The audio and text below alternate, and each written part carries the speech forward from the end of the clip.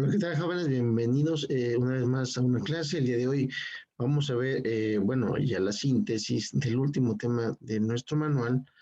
Así es que seguimos hablando de nosotros de tema de estadística. Estamos hablando de todos modos también bueno, la estadística y lo que viene siendo la probabilidad. En la que, bueno, ya nos dice el último capítulo, último tema de nuestro libro, que con esta síntesis damos cierre al aprendizaje esperado de este ciclo escolar, que este es el último aprendizaje que logras desconocer, que es el siguiente, ¿sale? Entonces dice, en matemáticas un diagrama es una representación gráfica de la relación entre varios objetos matemáticos. Esto fue porque nosotros hicimos diagramas de árboles para mostrar la relación que existía, bueno, entre los componentes que vimos, entre varios elementos, perdón. Acuérdense que con él pudimos utilizar el diagrama de árboles para ver las diferentes combinaciones.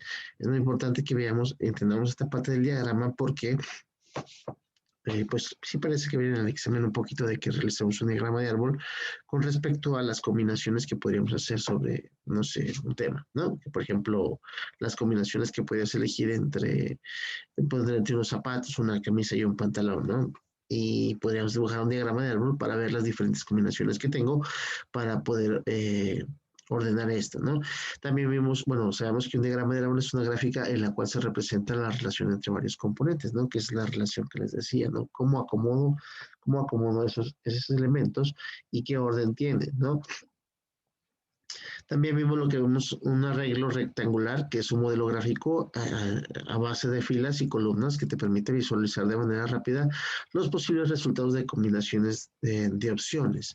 En la que, por ejemplo, cuando nosotros vimos que llenamos un par de estas tablas de arreglo rectangular, cuando veíamos que queríamos ver las diferentes opciones que tenía yo o los posibles casos que pueden darse al lanzar yo dos dados, ¿no?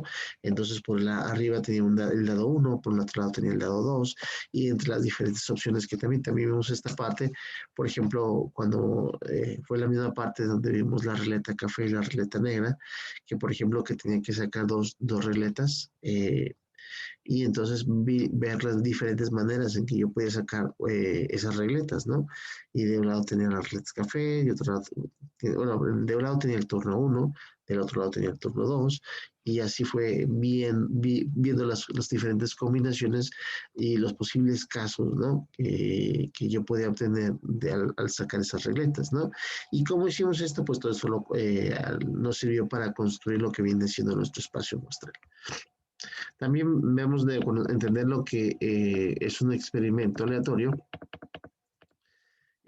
Los experimentos aleatorios son todos aquellos que se repiten varias veces bajo ciertas condiciones idénticas. No es posible predecir el resultado de un experimento aleatorio porque dependen del azar completamente, y también este se le conoce como fenómeno aleatorio. ¿Por qué? Digo, porque nosotros podemos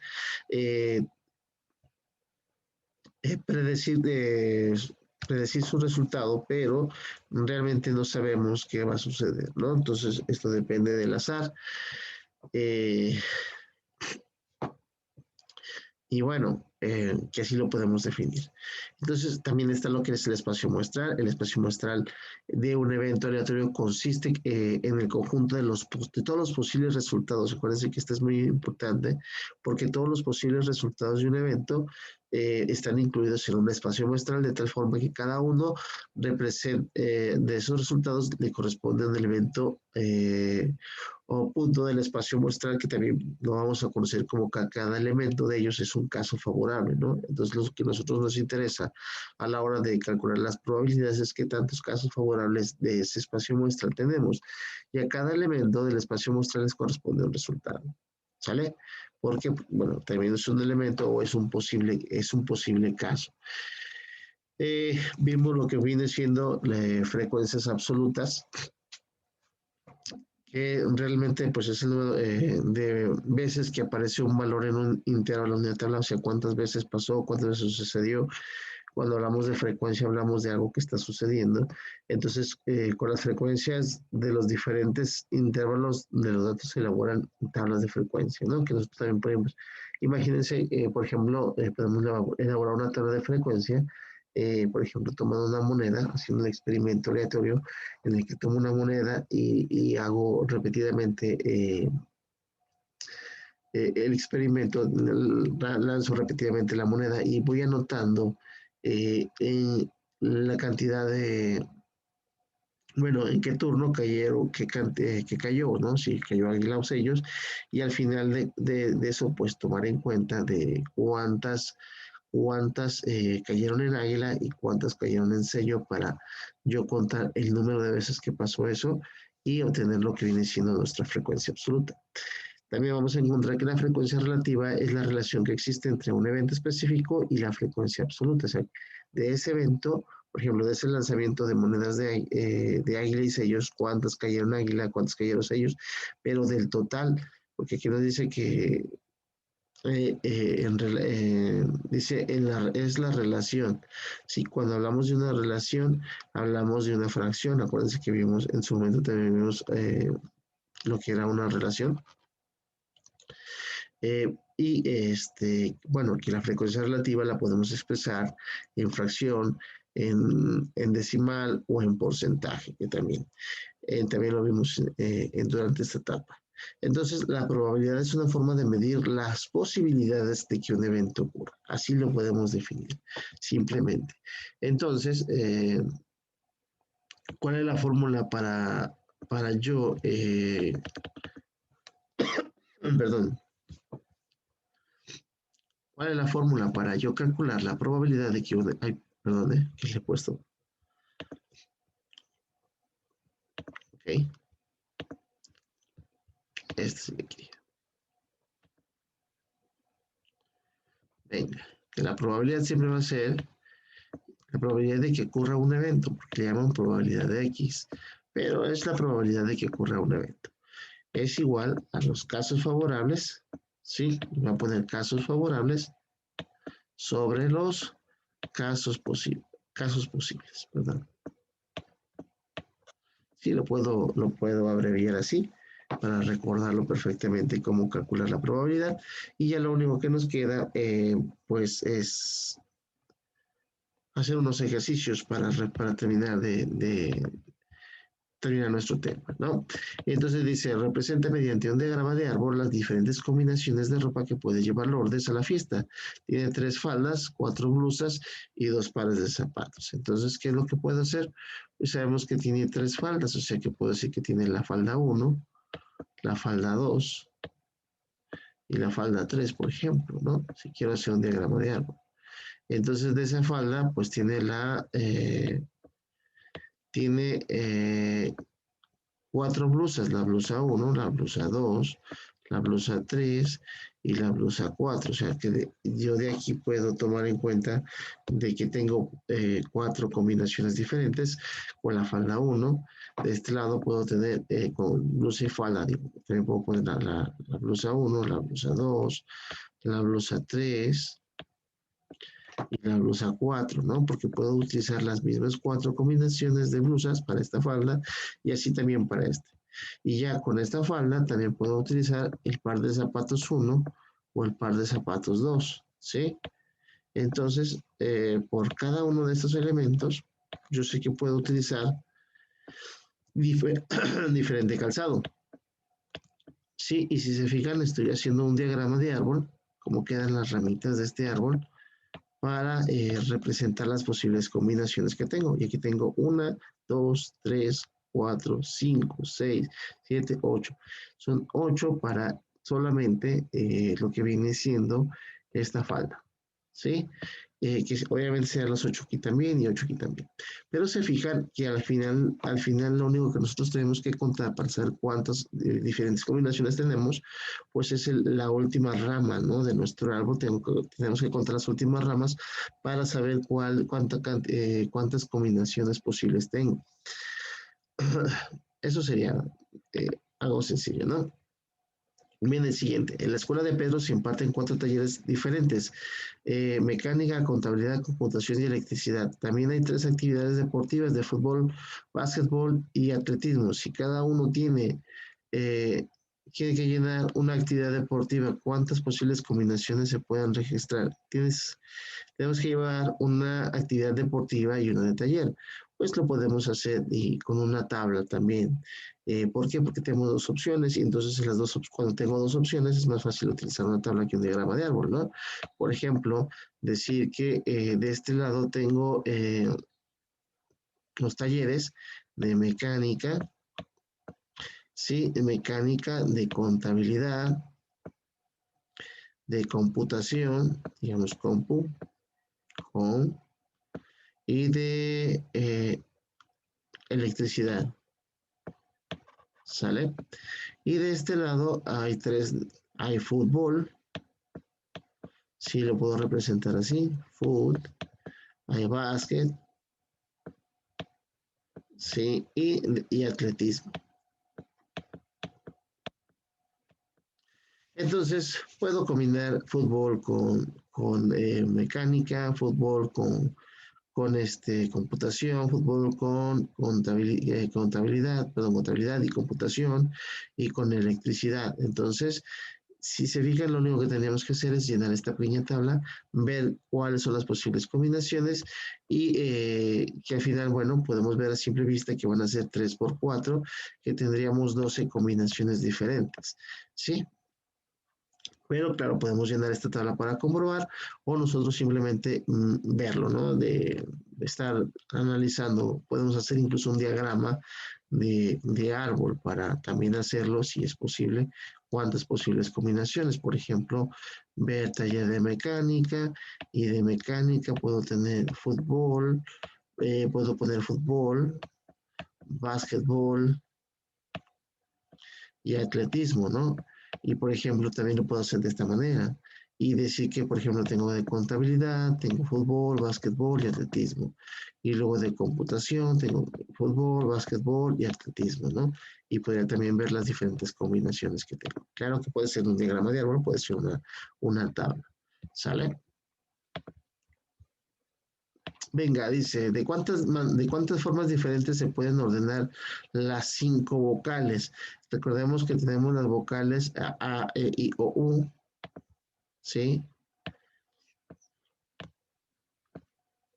A, E, I, O, U. Y esto sí es un poco complicado porque de aquí, sí, imagínense, si yo quiero empezar a ordenar por la letra A, de la letra A, tengo 4 opciones más para ordenar. La letra E, la letra I, la letra O y la letra U. Si yo de aquí tengo 3 posibilidades más de ordenar y de aquí tengo otras 3 y de aquí tengo otras 3 y de aquí tengo otras 3, ¿sí? Y después de aquí tengo, cada una tiene 2, ¿sí? Y después cada una tiene 2 y cada una tiene 2, ¿sí? Entonces, como aquí no me importa el orden, yo por eso les decía que era como en el ejercicio donde no me importaba el orden. Entonces, ¿qué tengo que hacer? Tengo que multiplicar. Tengo 5 maneras de acomodar la primera, ¿sí? Después voy a tener 4 maneras de acomodar la segunda, ¿sí? Después voy a tener 3 maneras de acomodar la tercera, 2 maneras, ¿sí? De acomodar la cuarta y una manera de acomodar la quinta. Por lo tanto, si se fijan, vamos a obtener algo que se le llamaba factorial. Lo pueden buscar así en su calculadora como 5 factorial. 5 factorial es igual a decir que es este. Y este aquí puede ser de esta manera porque las vocales pueden ir en cualquier lugar. Sí, pero podemos analizarlo así. La primera letra la puedo acomodar de 5 maneras diferentes. Por lo tanto, cada vez que vaya como llegando, o bien, si se fijan, cada vez que voy avanzando un nivel, tengo que buscar tengo que lo voy a multiplicando, me voy a multiplicar, ¿por qué? Porque cada vez que obtenga un nivel nuevo, le digo, voy a ver que voy a obtener la cantidad de veces ese mismo nivel, pero obviamente ahora nada más voy a ir disminuyéndolo. ¿Por qué? Porque cada vez que avance solamente voy a tener menos opciones para poner esa letra, ¿no? Entonces, veríamos que este es el resultado, pero esta es la explicación del por qué. Espero que haya quedado claro. Después dice, Beatriz invitó a sus amigos Lourdes, Lorena a la casa, a su casa, tiene una silla, un banco y un taburete para sentarse a platicar con ellas. ¿De cuántas maneras distintas pueden sentarse a platicar las tres amigas? Pues entonces vemos otro caso de combinación donde tenemos una silla, digamos que tenemos una silla, un banco y un taburete, ¿no? Silla, banco, taburete. Y aquí podemos sentar a Lourdes y en este caso podemos hacer como una tabla también, miren. Eh, Donde vamos a sentarnos, va a sentarse Beatriz, ¿sí? Va a sentarse Lourdes y Lorena, ¿no? Lorena, Lore. Entonces, Beatriz puede sentarse perdón, en la silla, ¿sí? Puede sentarse Beatriz en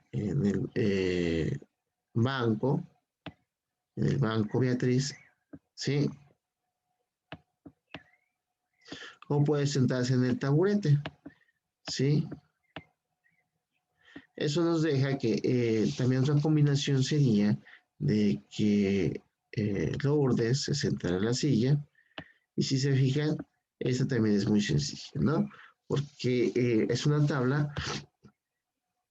Obviamente aquí no nos importa el orden, pero sí hay diferentes combinaciones, ¿no? En la que, bueno, solamente una amiga no puede ser, bueno, a la única condición es que no puedo usar a una amiga de silla, ¿no? A lo mejor que decimos que Beatriz se sentó sobre Lourdes, ¿no? Y que sentamos una silla sobre un banco. Si se fijan, si hay una condición, no podemos usar a las amigas como sillas, ni a las sillas como migas. Entonces, esa es la condición, pero sí podemos ver que podemos resolverlo de esta manera, como si fuera una condición. Entonces, esto es para cuando no tengamos, no nos importe el orden, pero o sea, si no hay una restricción. Esto lo podemos utilizar cuando sí hay restricciones, como por ejemplo, pues, no podemos utilizar, como cuando decíamos, no podemos utilizar unos zapatos de blusa o una camisa de pantalón. Sí, aquí como decimos, no podemos utilizar una amiga de silla ni una silla como amiga. Entonces, las posibles combinaciones están muy sencillas. Tenemos tres amigas, tres sillas, puedo ordenarlo de 9 maneras distintas. Sencillo. Esa es otra manera de verlo, lo más sencillo. Ya por último nos dice que planteemos situaciones en las que podemos aplicar un diagrama de árbol, ¿sí? Lo podemos hacer de manera individual o dice que aquí es con el compañero y las compartamos con el profesor, la podemos compartir en asesorías, aquellos que no puedan asistir no pasa nada, esto sería como más opcional. Dice, si se lanzan dos dados, ¿qué es más probable obtener? Una suma de 9 o una suma de 4, justifica la respuesta. Entonces, ¿qué es lo que tenemos que hacer? Crear nuestro espacio muestral. Bueno, ya sabemos que al lanzar dos dados tengo, tengo 36 posibles combinaciones. ¿Por qué? Porque tengo de un lado, tengo mi dado 1 que puede caer 3, 4, 5 y 6, 3, 4, 5 y 6. Y por el otro lado tengo mi dado 2 que puede caer 1, 2, 3, 4, 5 y 6, ¿no? Y ya digo que si son 6 por 6 son 36. Entonces, tengo 36, o sea, tengo 36 posibles resultados. Ahora, ¿de qué maneras puedo sumar 9 y de qué maneras puedo sumar 4? Para sumar 4, la única combinación es que el dado 1 caiga 1 y el dado 2 caiga 3. Que el dado 1 caiga 2 y que el dado caiga 2 caiga 2, que el dado 1 caiga 3 y que el dado, perdón, el dado 3, el dado 1 caiga 3, no, sí, y el dado 2 caiga 1. Si se fijan, no existe otra manera de que caiga 4. ¿Sale? Entonces, veamos quién tiene más casos favorables. Para obtener una suma de 9, el primero debe de caer, el más alto sería el 6, bueno, o el más bajo, para ponerlo igual que este. El más bajito sería 3 y 6, ¿sí? Porque así sumo 9. Y luego sería 4 y 5. 5 y 4 y 6 y 3. No habría otra manera en la que sumamos 9. Pero si se fijan, para sumar 9 tiene más casos favorables que sumar 4. Por lo tanto, es más probable que me salga 9 que me salga 4. Entonces, la justificación sería que 9 tiene 4 casos favorables, mientras que 4 solamente tiene 3. O sea, sé que el 4 tiene 4 de 36 de probabilidad de salir, ¿sí? Mientras que 9 tiene, perdón, me he equivocado, ¿no? Eh, bueno, vamos a poner aquí, perdón, que 4 tiene, sí, 3 de 36 de probabilidad de salir, mientras que 9 tiene 4 de 36, sí, de probabilidad de salir. Y esa sería una buena justificación. ¿Sale? En una fábrica de piezas para celular, el encargado de control de calidad ha encontrado 12 piezas dañadas y un paquete de 2000. ¿Cuál es la probabilidad de que salga una pieza dañada? Es muy sencillo. Han salido 12 de 2000. Esa es su misma probabilidad. ¿Por qué? Porque salieron 12 de 2000. ¿Sí? Entonces, podemos expresar a lo mejor esta probabilidad como un porcentaje, como una fracción o como un decimal, que a lo mejor es lo que realmente creo que nos querían preguntar, pero pues si tienes, o sea, de cuántos casos posibles tienes, pues tengo 2000 piezas, ¿no? En ese paquete. ¿Y cuántos casos favorables de esas 2000 salieron? O sea, y estamos buscando piezas dañadas, pues tengo 12. O sea que tengo 12 casos favorables de 2000. O sea, una probabilidad de 12 de 2000. Sencillo. Y ya esta parte dice, la parte número 8, pues sí sería esta ya sería también opcional, porque también me pide que busque 3 situaciones diferentes en equipo para calcular probabilidades y describirlas, así es que lo tenemos que hacer individualmente, pero sería no opcionalmente, ¿no? Y luego ya dice plantear una situación en la que puedes aplicar un diagrama de árbol y otra donde puedes resolverla con un arreglo rectangular, diferente a las respuestas de los ejercicios anteriores, que también eh, la vamos a dejar opcional, de manera opcional. Y pues si se fijan, eso sería todo en nuestro manual. Ya solamente nos queda ver la biografía. Y bueno, y algunos recursos interesantes que podemos, a lo mejor podemos estar consultando, ¿no? Acerca de estos temas. Entonces, venga, que les felicito, hemos llegado al final. Eso es todo y ya solamente nos queda ver todas las dudas que nosotros tengamos, dar la semana que viene un pequeño repaso para prepararnos para el examen final de esta última etapa. ¿Sale? Entonces, eso sería todo de mi parte nada más, agradeciendo el tiempo que estuvimos juntos en este ciclo. Y bueno, que vamos a continuar con algunos repasos y por el día de hoy sería todo y nos vemos en una próxima. Hasta luego.